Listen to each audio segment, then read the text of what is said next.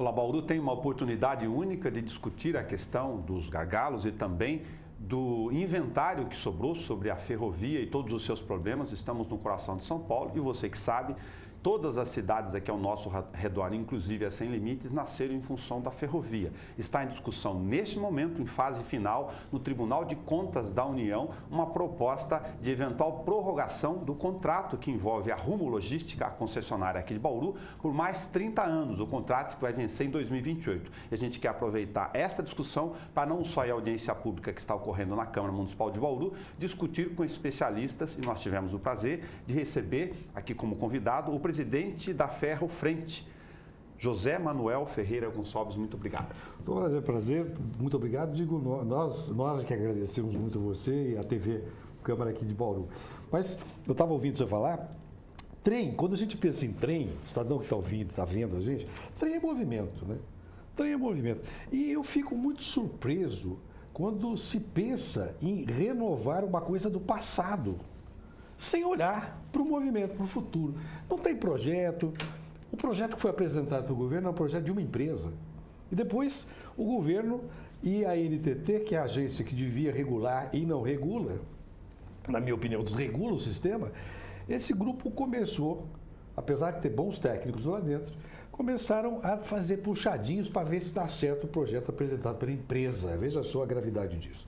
E São Paulo cresceu subtrilhos, você disse isso aí, São Paulo cresceu subtrilhos, o café financiou os trilhos de São Paulo, o desenvolvimento e a pujança. São Paulo não seria esse estado pujante se não fosse o trem, se não fosse o trilho.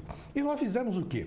Nós abandonamos os trilhos, jogamos fora Bauru, que é a capital da ferrovia mais importante.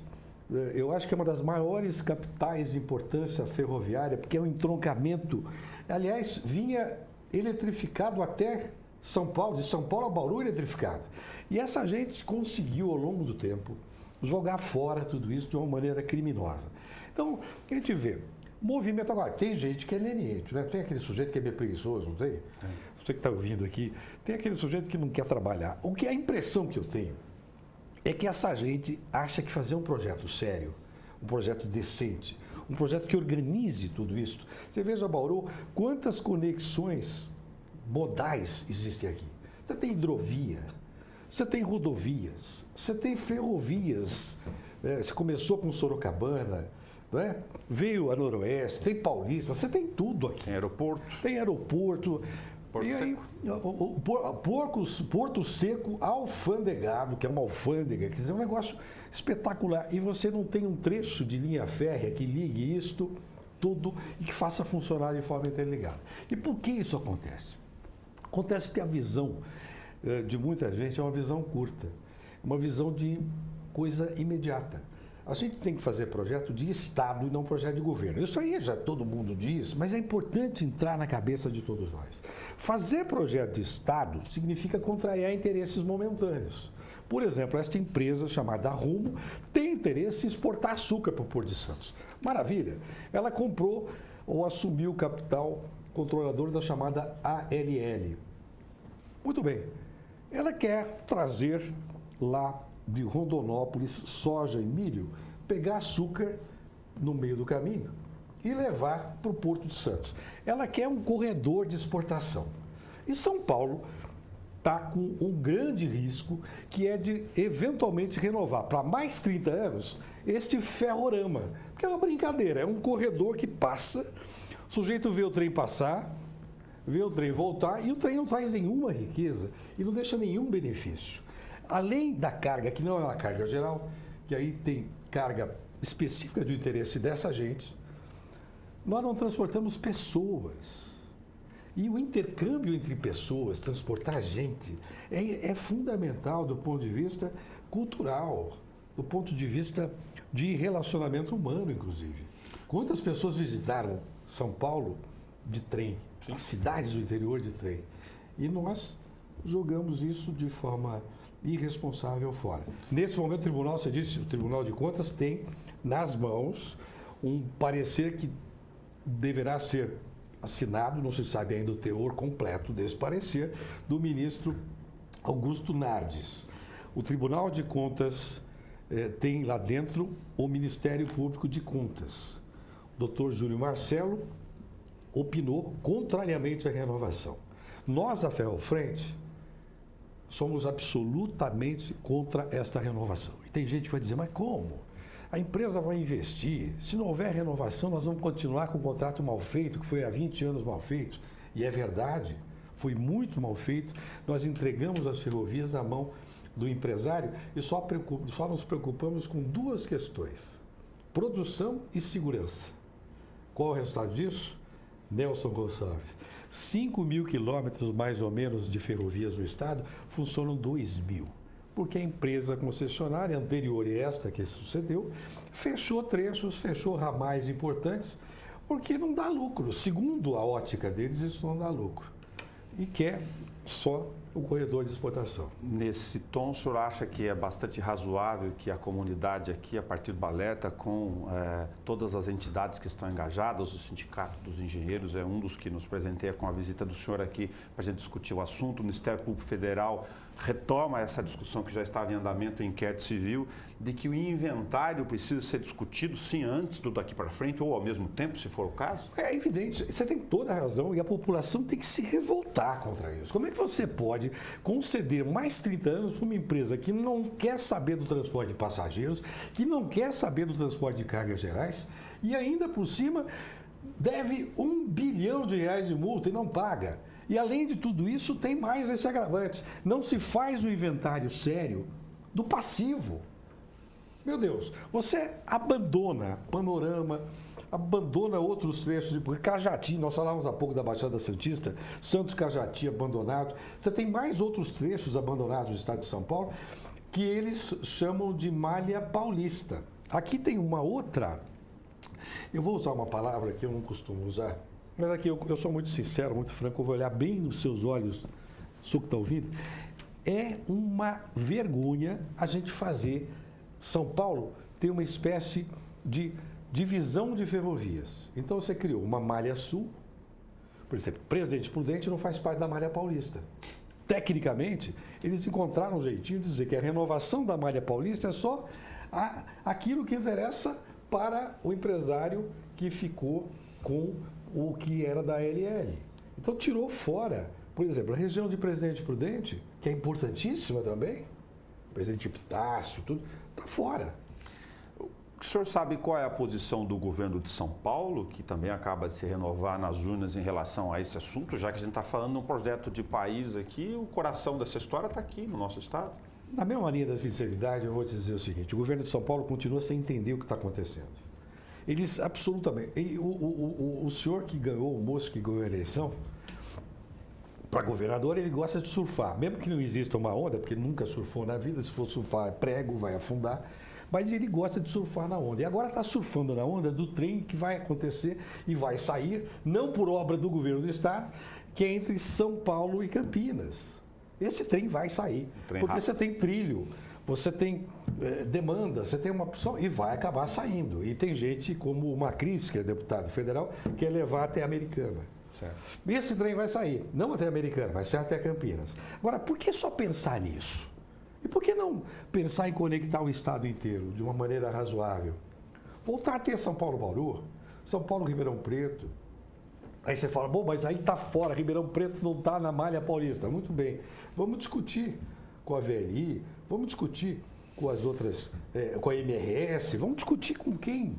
Se temos 5.000 quilômetros de trilhos, mais ou menos, em São Paulo e 2.000 operando, que é um absurdo, né, do ponto de vista de escala de grandeza aqui, o senhor vê, do ponto de vista operacional e de estrutura de investimentos, alguma condição razoável, agora do ponto de vista econômico, infelizmente, capaz de poder recuperar isso? O trem é setor privado? O trem é mais barato, o trem é mais limpo, o trem é mais seguro, o trem digamos, muito mais capaz de fazer as conexões funcionarem de uma maneira organizada. E nós temos o benefício do que eles chamam externalidades. Quando você tem um projeto bem feito, seja de mobilidade urbana, seja de trem de carga, misturado com trem de passageiros. Essa é outra coisa que a gente pode conversar daqui a pouco, porque é muito comum dizer assim, não, onde tem carga não tem passageiro, isso é mentira. No mundo inteiro você tem as duas coisas que funcionam absolutamente conciliáveis. Mas eu estava dizendo da questão da intermodalidade. Isso. E também da estrutura, para saber se ela é recuperável. Se você considerar as áreas adjacentes como áreas que vão ter uma reoxigenação competitiva, inclusive, com a valorização de tudo isso, valorização de áreas para indústria, de áreas para Porto Seco, de áreas importantes para outras atividades, todas que nós temos que criar centros de concentração de carga e centros de distribuição de carga. Nós não podemos só imaginar o trem, o trilho e pronto. Você tem que ter um sistema que funcione. Porque a logística mais fácil é a logística que transporta apenas o que a Vale gosta de transportar, que é minério de ferro. Sai de um lado, vai para o outro. Agora, uma logística complexa, porque você vai usar uma porção de insumos, por exemplo, numa indústria, você precisa pensar de uma maneira mais global. José, aproveitar então, tudo isso é viável. Aproveitar você perguntou, é viável. Do senhor para a gente fazer um alerta aqui na discussão da cidade, sem nenhum receio de discuti-la, que é o nosso papel. Nós estamos com um sentimento aqui, ainda talvez bastante simplista, mas de que a gente esteja correndo o risco de, na discussão da eventual renovação por mais 30 anos desse contrato de 2028, que sem demérito aos pontos que eu vou citar, que a gente caia no conto do vigário e fique discutindo níveis, um viaduto aqui, outro na cidade, e não discute a estrutura do sistema. Essas armadilhas, o senhor que está ouvindo, a senhora que está prestando atenção no que a Câmara está fazendo, e parabéns a essa iniciativa, porque não está só discutindo o que é interesse desse ou daquele parlamentar, mas está trazendo gente para discutir temas de interesse da população de forma geral.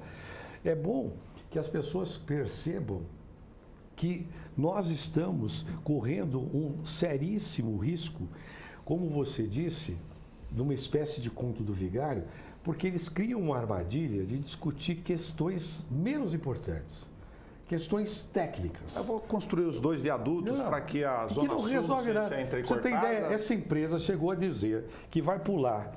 Eu me lembro o Marquito, que é um engenheiro amigo nosso e que é um baita especialista nisso, sabe muito melhor até que todos nós. Imagina que a empresa vai pular de 12 km por hora para incríveis 16 km por hora. Como se isso fosse um favor, como se isso fosse uma coisa espetacular. E aí ficam discutindo essa questiúncula. Não, nós vamos melhorar aqui, é tudo material rodante. Grande parte do investimento é material para rodar, ou seja, de interesse deles. Eu quero saber os investimentos para ampliar isso, para melhorar, para circular com maior velocidade. Nós temos que ter trens que circulem com velocidade, porque senão você vai ter sempre o caminhão disputando e ganhando no just in time. Então, nós precisamos sair desses passa-moleques ou dessas cascas de banana que são colocadas no percurso para o sujeito escorregar e cair. Nós temos que discutir conveniência. É conveniente para o Estado de São Paulo, é conveniente para o Brasil que a gente continue com uma ferrovia meia boca. É conveniente que a gente entregue para um grupo sem concorrência, sem o edital que mostre de forma transparente esses investimentos, que mostre o que aconteceu no passado e que mostre se essa empresa merece ganhar, porque eu até imagino que se uma empresa que estivesse funcionando com tudo muito bem, obrigado. Você tinha 5.000 quilômetros inicialmente, está funcionando 10.000, parabéns, renova, esse pessoal vai fazer funcionar 30.000 daqui a pouco. Mas não, tinha 5 funcionadores. Então, vai renovar por quê? Vamos discutir a conveniência disso. O maior acionista dessa empresa é o maior financiamento de dono de campanhas políticas. O sujeito que é dono de uma grande estrutura na área do açúcar. Para exportar açúcar e para exportar também o etanol. Agora, ele financia, o que ele faz com isso? Ele inibe uma porção de agentes públicos de tomarem alguma iniciativa mais contundente. Ele anuncia, por exemplo, nas emissoras de televisão, por exemplo, a Globo News. Tem lá um anúncio enorme e a empresa sai dizendo que é a maior empresa ferroviária do Brasil, uma das maiores do mundo, e que nós somos bacanas. Aí eles financiam corrida de pedestre. O sujeito vai correr e fala, que bacana essa empresa. Então, veja, são armadilhas que se colocam para que emburreça a população. O sujeito fica tonto, ele não consegue enxergar isso. Como o senhor nos E o sujeito não é bobo, hein? Nenhum aí desses seus telespectadores é tonto e não está percebendo, está percebendo. Como o senhor nos contou que conversou e vem dialogando à medida do alerta e da discussão de mérito com o Tribunal de Contas da União, eventualmente com a NTT também, o senhor vê espaço do Tribunal de Contas como órgão fiscalizador, mediador dessa questão, já que a NTT não cumpriu esse papel de ouvir essa Sobre a NTT, reclamação? é um capítulo à parte, a NTT é refém do sistema ferroviário, um refém que vê um sistema ferroviário apodrecido, inútil, porque o que tem de bom no capitalismo é a concorrência. Quando você acaba com a concorrência e o sistema não tem concorrência, você junta o inútil, que é uma inutilidade, ao desagradável. O que nós temos é uma ferrovia que junta inútil ao desagradável. Então, nós temos que acabar com essa história. Você fez uma pergunta em relação ao TCU, se ele tem demonstrado sensibilidade para isso. O ministro Augusto Nardes, que é o relator do processo de renovação, em boa hora chamou a Ferrofrente e chamou a ANUT, que é a Associação Nacional dos Transportadores de Cargas, e reúne pneus e trilhos, e fez uma audiência pública no Tribunal de Contas em Brasília. Me deram 10 minutos. O ministro Tarcísio teve 30 minutos. E ele fala de números, ele dá uma enrolada, porque as pessoas ouvem o ministro Tarcísio, parece um bom moço. Eu disse isso para ele.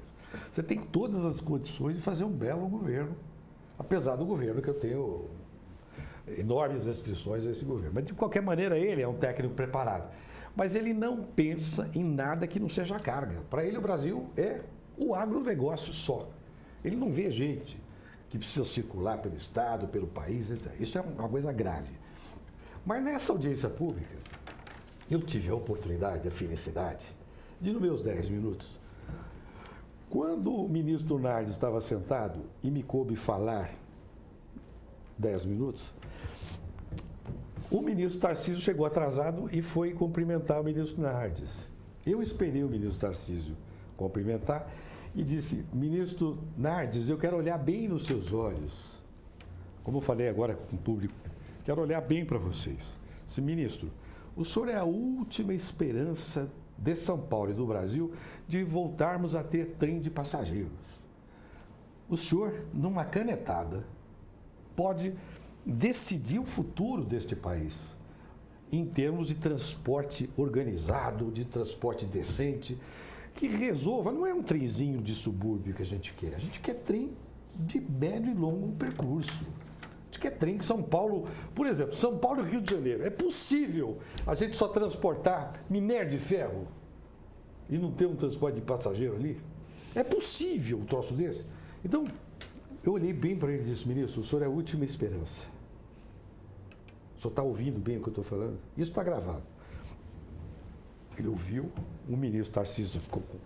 Ele fica lá e tem um cacoete, ele ficou meio desconfortável.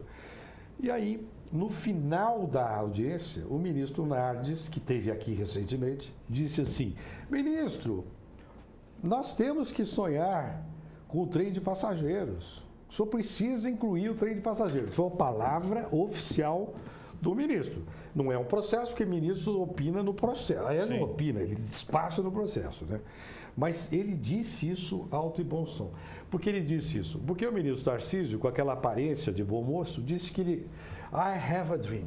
Ele quis fazer um paralelo entre ele. É incrível isso. E o grande líder negro norte-americano, e disse assim: eu também tenho sonho. Quer ver a ferrovia do Brasil? E faz um discurso, e quem ouve?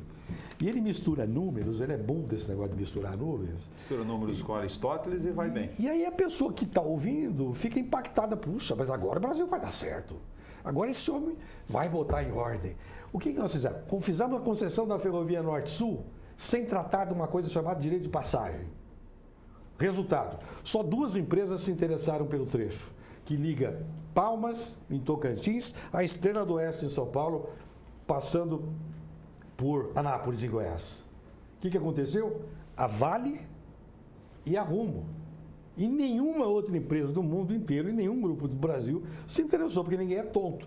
Imagina entrar numa concorrência, ganhar um trecho de ferrovia importante, depois ter que pedir amém. Ó, só me deixa passar para o Porto, faz favor, porque a concessão é da Malha Paulista. Ou então lá para Itaqui, velhinho, você me dá um jeitinho, não tem que ter jeitinho, coisa nenhuma. O direito de passagem é uma obrigação. É uma obrigação. O sujeito ou passa ou passa.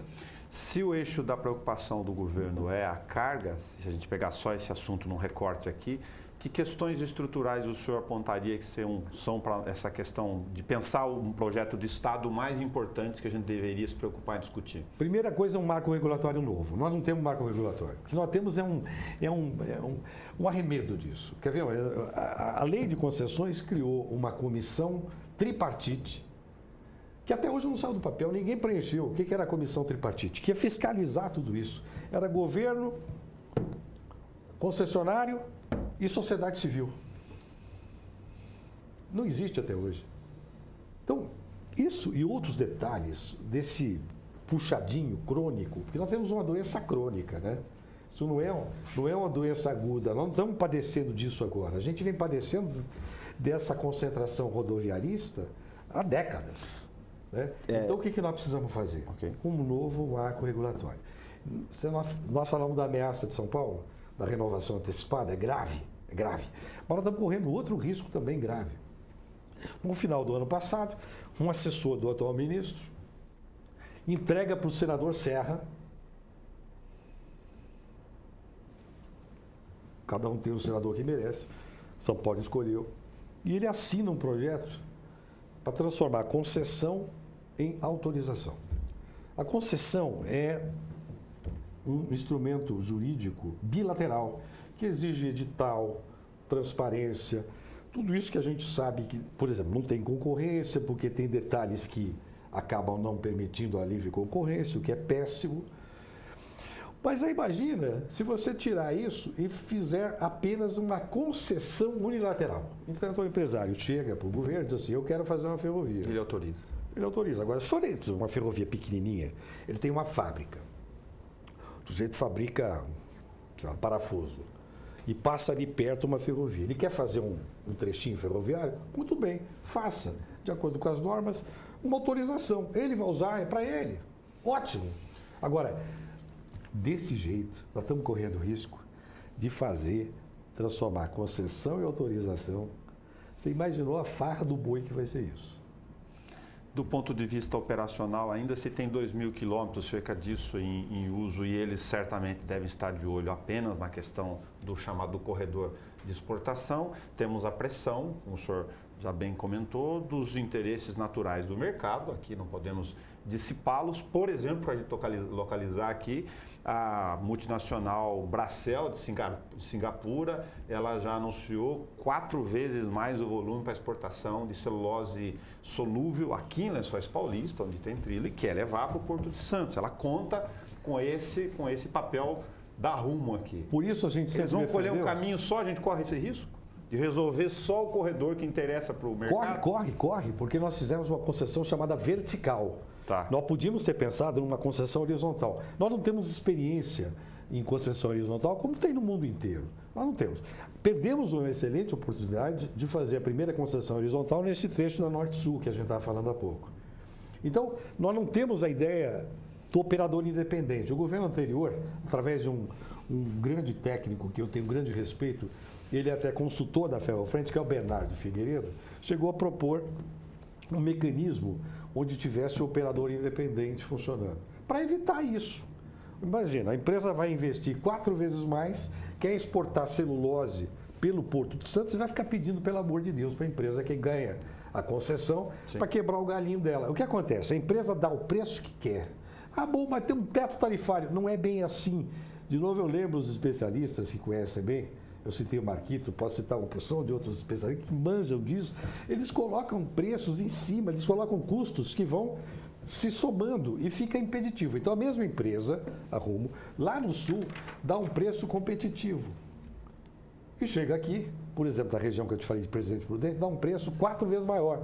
E aí desinteressa quem tem carga, e está cheio de carga lá. Você acabou de falar de uma carga aqui em Porto Santos. O que nós temos que dar é a oportunidade e a concorrência. Se a gente tiver concorrência de bons operadores, o preço cai. Quando você concentra num só, e é um controle, é um monopólio legal que existe. Legal não de bacana, legal porque está na lei. Né? Por todos esses fatores, tentando dar um resumo objetivo para quem nos acompanha, o senhor defende não fazer a renovação dos 30 anos, ter a abertura de uma concorrência séria, instituir um novo marco regulatório e abrindo essa questão. E aí alguém vai dizer, mas meu Deus, a gente vai deixar perder mais tempo, porque vem essa história, porque eu ouço isso toda hora. Precisa ter muita paciência. Eu sou um sujeito paciente, mas de vez em quando dá vontade de dizer umas coisas que a gente não pode dizer no ar aqui. Sim. Porque o sujeito vem aqui e diz assim, não, mas o Brasil tem pressa. O ministro foi o que falou, mas o Brasil tem pressa. O governador aí de São Paulo, o Brasil tem pressa. Meu Deus, nós estamos esperando há tanto tempo. Vamos renovar para mais 35 anos, mais ou menos, e nós temos que ter pressa. Nós temos que fazer bem feito. Identificar cargas, projetar centros de concentração de carga, centros de distribuição de carga, resolvermos o que nós pretendemos ter com essas linhas férreas, qual a velocidade que a gente tem e fazer a conta de trás para frente. Não adianta eu falar, eu tenho lá uma ferroviazinha, eu vou fazer uma meia boca. Não, não é isso que a gente quer. Nós queremos fazer uma coisa organizada e é possível fazer. Não fizeram? Não fizeram. Nós tivemos no passado o GEIPOT, que era um organismo de planejamento. Nós jogamos fora isso. Uma das poucas coisas da época do golpe militar que acho que funcionava. Pelo menos havia um planejamento de Estado. Né? Eu nunca defendi golpe militar, pelo amor de Deus, mas pelo menos jogaram fora. Então nós não temos um organismo de planejamento. A Valec poderia ter executado algumas coisas. Aliás, a Valec, apesar da roubalheira toda, é uma empresa pública, porque tem gente que demoniza a empresa pública, só que a Valec fez 850 quilômetros dessa ferrovia Norte-Sul. Enquanto o capital privado, por exemplo, no mesmo tempo, lá na Transnordestina, investiu um dinheiro que não levou a lugar nenhum. Que começaram de Eliseu Rezende, no Piauí, em direção aos portos de Pernambuco e do Ceará, e não levou a lugar nenhum. Então, o capital público bem direcionado funciona. O senhor está chamando a atenção para um outro assunto que daria um programa separado, são vários aqui, porque a questão modal e de transporte é complexa, que é não demonizar também essa relação entre público e privado na hora de discutir isso. Que é muito comum, né? Falar mal do funcionário público, falar mal dos organismos de Estado. E essa bobagem coletiva que eu ouço de vez em quando, que também me aborrece, que temos que ter um Estado mínimo. Tá aí, o governo acabou de mandar uma porção de coisas para o Congresso Nacional na ideia de privatizar tudo. Sim. Daqui a pouco privatiza o ar, privatiza o chão, privatiza tudo. Quer dizer, não é possível que a gente não tenha uma visão que é preciso ter o Estado necessário. O Estado não precisa ser paquidérmico, uma coisa horrorosa, que o Estado dono digamos, de um hotel, tudo isso eu acho que não tem que ter, mas agora, educação, saúde e transporte, segurança, não dá para terceirizar, né? Enquanto estamos fazendo nosso papel aqui de fazer alerta e colocar a discussão sobre a mesa, o senhor vê o Tribunal de Contas da União, nesse momento, como o órgão-chave para a questão estratégica de pressão saudável em relação a esse relatório? Não é nele o caminho? É governo? É tribunal? Não, nesse momento é jogar as nossas fichas na capacidade de percepção do Tribunal de Contas. Okay. Além disso, existe um outro detalhe importante para acrescentar que é fundamental. Nós entramos com uma ação direta de inconstitucionalidade, discutindo a constitucionalidade da lei, que era medida provisória, do Temer, que autoriza essas renovações todas. E havia uma discussão se a Ferrofrente tinha capacidade e legitimidade no polo ativo. Lá, num certo momento, eu fui falar com a doutora Raquel Dodge. E conversando com ela e com os procuradores da República, lá na PGR, nós tivemos a felicidade, porque eles abriram o olho e ficaram atentos àquilo que a gente estava expondo, e ingressaram, a própria PGR ingressou com uma ação direta de inconstitucionalidade que discute essa lei. Okay. Então, está com a Carmen Lúcia. A ministra Carmen Lúcia pode, a qualquer momento, e eu estou pedindo uma audiência com a Carmen Lúcia e uma nova audiência com o ministro Nardes. Eu quero dizer aos dois o seguinte: enquanto estiver sendo discutido Isso que era um projeto estranho de autorização versus concessão no Senado, que está virando, por força da sociedade civil, de alguns segmentos independentes, está virando um marco regulatório às avessas, mas está virando um marco regulatório. E enquanto isso estiver sendo discutido, que se suspendam as renovações, não só da Rumo, mas de todas as renovações. Parem essa história, vamos organizar como é que vai funcionar isto. O jovem fala como é que vai funcionar essa bagaça, porque é isso, como é que vai funcionar. Porque você imagina, o senhor aí, a senhora imagina um fliperama aqui, um trenzinho passa para cá, um trenzinho passa para lá, mas isso não é brincadeira. Nós estamos matando gente nas estradas do Brasil. Quanta gente morre nas estradas? Bom, morre porque o sujeito dirige mal, morre porque não enxerga bem, morre porque tem alta velocidade, tudo isso é verdade. Mas morre também porque não tem alternativa de ir de trem, que é muito mais seguro.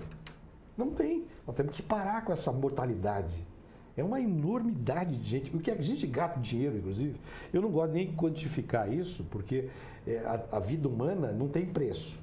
Mas se a gente pegar o valor que o Estado brasileiro gasta com os acidentes provocados nas rodovias do país e o número de pessoas que morrem ou então ficam impossibilitadas de trabalhar com problemas gravíssimos, é uma enormidade. Então temos que parar com isso. Está na hora dessa gente se conscientizar. E por isso eu quero saudar a iniciativa do vereador Sandro, do PDT, um partido nacionalista, me lembro do Brizola, e é uma tese, defender ferrovia é uma tese nacionalista, não é uma terra de ninguém, e também não é uma ideia de não permitir que venham empresas internacionais, mas a gente defende a soberania nacional e o trilho é estratégico para isso. Então, Sandro e a Câmara de Bauru, vocês estão de parabéns, eu aplaudo de pé. Tinha que ser Bauru, né? Tinha que ser Bauru, porque daqui saiu o Pelé, daqui você tem o maior entrocamento ferroviário, talvez um dos maiores do mundo, se não fosse acontecer o que aconteceu, né? Desses abandonos sistemáticos. E aí a Câmara vai discutir, porque tem gente que diz assim, mas o vereador não pode influenciar, esse assunto federal, esse assunto para o governo do Estado, esse assunto... Mas o vereador tem um papel importante, porque ele discutindo com a população, ele vai levar essa consciência e vai levar essa clareza. Nós temos problemas técnicos graves nessa renovação, nós temos problemas jurídicos gravíssimos nessa renovação e nós temos problemas políticos gravíssimos. Políticos, como eu tinha dito, de conveniência. É absolutamente inconveniente a gente entregar desse jeito, botar o Brasil de joelho, o maior estado da federação de joelho, refém de um sistema que utiliza cinicamente o argumento, olha, se vocês não fizerem, a gente não investe. Uma audiência pública, a primeira que aconteceu algum tempo atrás sobre essa renovação, eu fui falar com o sujeito da Rumo. Disse, olha, minha divergência com o senhor Fontana, sujeito gordinho assim, já não está mais, parece que se aposentou. Eu disse assim, senhor Fontana, minha divergência com o senhor ela é uma divergência de princípio, não é uma divergência pessoal. Ele olhou para mim e disse assim, mas se não for como a gente quer, a gente não vai investir.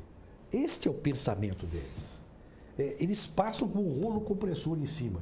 E aí vem a sociedade ficar amordaçada porque fica esperando cair da mesa, do festim, uma migalha. Isso vale para o meu colega engenheiro. Muitos são firmes, mas alguns ficam esperando uma migalhinha cair. Eu vejo o pessoal da indústria ferroviária pensando nas encomendas que deixariam de acontecer imediatamente se não houver renovação. Meu Deus, em vez de pensar no volume de coisas para esse Brasil inteiro, e um dado eles pensam numa bobagem. Fundamental final nesse raciocínio do senhor não é a data de amanhã. Na verdade, o contrato vai até 2028. Pois é. Temos tempo para discutir. Pois é, tem tempo e é preciso agora. Se não houver... O argumento maldoso é esse. A gente está perdendo tempo, o Brasil precisa de investimento, o Estado está falido, olha só, o trabalhador está pagando a conta da falência, o aposentado está pagando, o fulano está pagando. E se a gente não fizer o Brasil ter o capital investindo em ferrovias, nós vamos jogar para frente isso de uma maneira negativa. Mentira! é o que você disse num certo momento e que eu chamei de armadilha ou de casca de banana. Eles vão colocando essas coisas e as pessoas vão repetindo.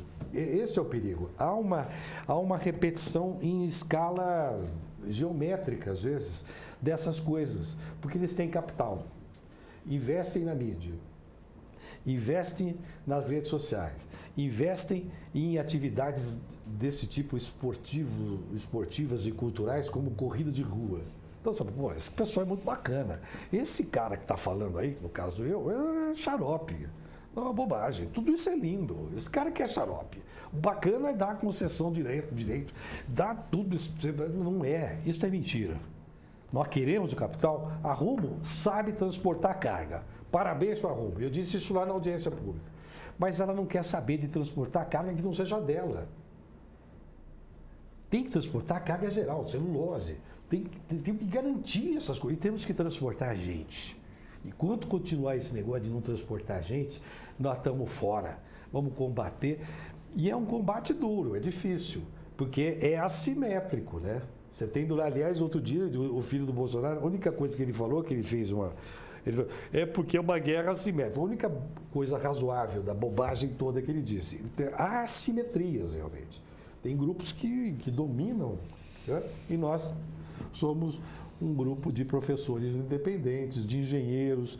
Eu citei aí um grande amigo nosso e outros engenheiros que somos independentes, que estão aí tentando lutar. É mais ou menos aquele negócio Tostão contra o milhão, né? É o Golias contra, não é aquela coisa? É isso. Sr. José Manuel Ferreira Gonçalves, muito obrigado por ter contribuído conosco, para a gente poder iniciar essa discussão e, quem sabe, fazer o alerta da cidade para que ela possa também se organizar aqui a partir do coração de São Paulo com o TCU. Eu que agradeço, espero que tenha sido razoável o que a gente pôde falar nesse pouco tempo, mas é muito assunto e o assunto é fascinante. Agora, eu estou fascinado com Bauru. Não estou aqui para agradar vocês. Eu cheguei em Bauru, não é isto. Eu estou fascinado com a coragem de enfrentar essa turma. Porque é preciso ter coragem. Mas o Brasil não pode continuar sendo um país de...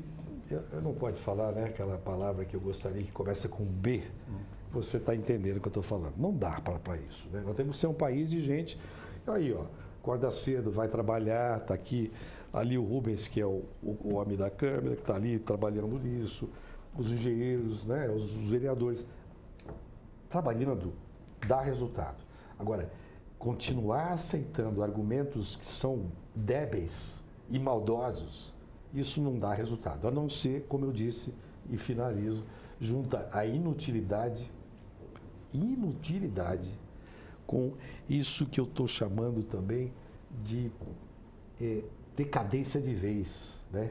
Decadência de vez do sistema. Você imagina 30 anos para o sujeito fazer o que quer de novo nessa história. E ele dizia, mas nós vamos melhorar o contratinho, que agora, em vez de segurança só e produtividade, nós também agora estamos melhorando um pouquinho isso aqui, porque são atalhozinhos. Desculpe, eu tinha dito que ia finalizar, só mais um detalhezinho. Eu, na minha vida, eu sempre fiquei com uma coisa, não sei se a senhora concorda comigo, toda vez que alguém disse para mim, doutor, eu vou pegar um atalho, para sair desse trânsito, vamos pegar um atalho. Dei os burros na água. Dá para entender? Não tem que ter atalho. É projeto sério, é organizar isso, é ter coragem de colocar o interesse público na frente do interesse particular e doa quem doer. Se o sujeito não gostou, que se dane. Nós estamos pensando para o Brasil daqui a 30 anos. Agora eles estão fazendo uma concessão para 30 anos pensando no Brasil de ontem. Não no bom Brasil que financiou o café financiou da ferrovia, mas o Brasil de 20 anos atrás que concedeu, que jogou fora as ferrovias, inclusive ferrovia eletrificada até Bauru. Isso é que não pode continuar.